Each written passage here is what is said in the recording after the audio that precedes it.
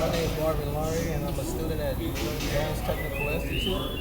Today we're going to be talking about clutch pressure plates and clutch discs, throttle bearing, and flywheel wear pattern, and just a little bit about how they work and how to check for the wear pattern and when I think it's time to change it.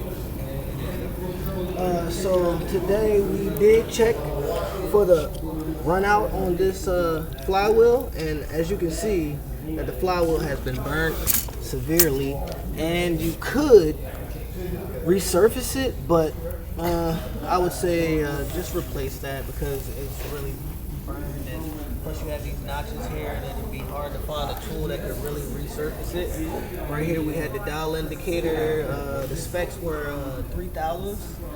When we did it and turned it, it would give us an indication of where the depth was on the flywheel.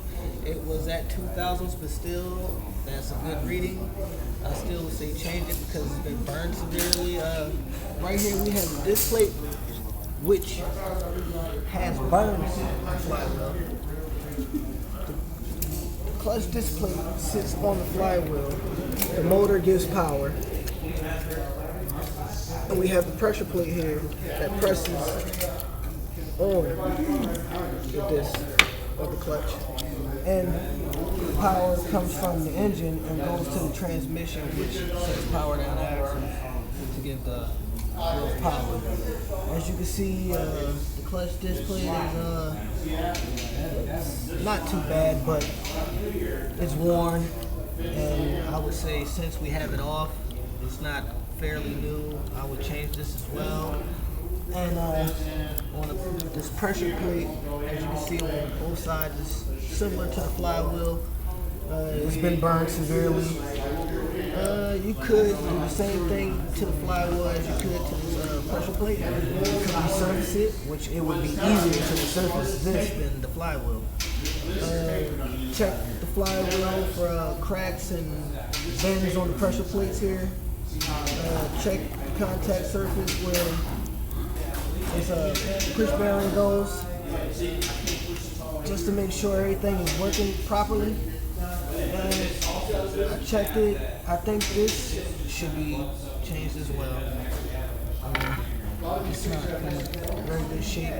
And as for the push bearing presses up on that pressure plate there, and it applies force, and it actually doesn't push towards the disc plate. It actually pushes away from the disc plate to apply the force that pushes the clutch into the walls of the flywheel. And then when it releases, it pushes forward to release the compression of the disc plate and lets it run freely, so there's no power.